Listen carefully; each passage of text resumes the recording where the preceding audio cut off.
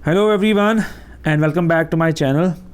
जैसा कि आप सब देख रहे हैं कि आज का हमारा टॉपिक जो है प्रीएम्बल 3 से 4 मिनट में आपका ये कंप्लीट हो जाएगा। और पढ़ाने के साथ साथ ही मैं आपको बोलूँगा इसमें टोटल 6 या 7 पॉइंट्स हैं जिन पॉइंट से क्वेश्चन आया हुआ है और आ सकता है। तो ये आपको फटाफट से अभी क्लियर हो जाएगा, इसको दोबारा पढ़ने की आपको ज़रूरत नहीं पड़ेगी और मैं आपको सारी चीज़ें इसमें बताऊंगा।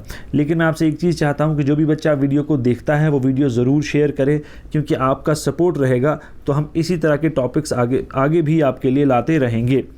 तो देखिए, पहला क्वेश्चन जो इसमें बनता है और पहला पॉइंट जो है कि first to begin with preamble कौन था? American constitution.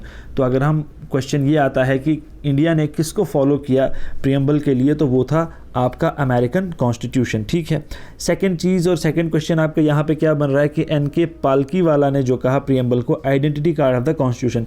अब क्वेश्चन ऐसे भी आ सकता है और ऐसे भी आ सकता है कि एन.के. पालकीवाला ने प्रीएम्बल के बारे में क्या कहा, या फिर किसने identity card of the constitution preamble को कहा। तो ये दोनों तरफ से क्वेश्चन पूछा जा सकता है। उसके बाद थर्ड क्वेश्चन आपका यहाँ पे बनता है कि प्रीएम्बल किस पे बेस्ड है। ठीक है, it is based on the objective resolution, जो किसने मूव किया था और ड्राफ्ट किया था? जवाहरलाल नेहरू ने। कब किया था? ये किया था 13 दिसंबर 1946 को। ठीक है।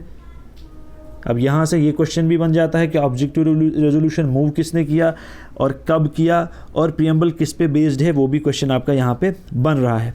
इसके बाद ये क्वेश्चन आया हुआ है जो 42nd अमेंडमेंट एक्ट हुआ 1976 में। इसने 3 वर्ड्स ऐड किए आपके प्रीएम्बल में, एक सोशलिस्ट, सेक्युलर और इंटीग्रिटी। ठीक है। अब आपको क्या दिया जाएगा? 4 वर्ड्स दिए जाएंगे और बोला जाएगा कि इन 4 में से कौन सा वर्ड जो है वो प्रीएम्बल में नहीं है। ठीक, या डिफरेंट तरीके से भी पूछ सकते हैं। तो ये आपने याद रखना है, सोशलिस्ट, सेक्युलर और इंटीग्रिटी, SSI। उसके बाद इसमें कीवर्ड्स जो है वो है sovereign, socialist, secular, democratic, Republic. ये सब अगर आप पढ़ना चाहते हैं, मुझे नहीं लगता इनकी डेफिनेशन पूछ के आपको देंगे कि बताओ भाई सॉवरन का मीनिंग क्या है या इसका मीनिंग क्या है, बट फिर भी आप पढ़ लेना, बहुत सिंपल से कंसेप्ट्स हैं। अब क्वेश्चन यहाँ पे लास्ट टाइम भी आया हुआ था। ठीक है, जब 2018 में पेपर हुआ था। अब देखो, जस्टिस का जो आइडिया है, अब जस्टिस 3 तरह का है, सोशल, इकोनॉमिक और पॉलिटिकल। ये हमने लिया है रशियन रेवोल्यूशन से, 1917 में हुआ था ये। ठीक है। इसी तरह आपका जो लिबर्टी का कॉन्सेप्ट है, अब लिबर्टी, इक्वालिटी और फ्रेटर्निटी, ये 3 वर्ड्स ये हमने कहाँ से लिए, या ये कंसेप्ट हमने कहाँ से लिए? ये हमने लिया फ्रेंच रेवोल्यूशन से 1788 और 1789 में। ठीक है, मतलब तब ये हुआ था, तो वहाँ से हमने ये कंसेप्ट उठाया है। अब इसके बाद आपको केसेस इंपॉर्टेंट हो जाते हैं, केसेस में भी क्वेश्चन आ सकता है। अब क्वेश्चन अराइज ये हुआ कि क्या प्रीएम्बल कॉन्स्टिट्यूशन का पार्ट है या नहीं है। ठीक है। तो ये जब सुप्रीम कोर्ट के सामने आया, किसमें? बेरूबरी यूनियन केस 1960 के अंदर। ये दोनों केसेस आपने याद रखने हैं, क्वेश्चन इस पे भी आ सकता है कि आपको जजमेंट दिया जाएगा और बोला जाएगा कि बताओ ये किस केस में बोला गया था। ठीक है, इसलिए 2 ही केस हैं, बेरूबरी यूनियन केस और Kesavananda Bharati case. Berubari union case में सुप्रीम कोर्ट ने क्या कहा कि preamble is not a part of constitution.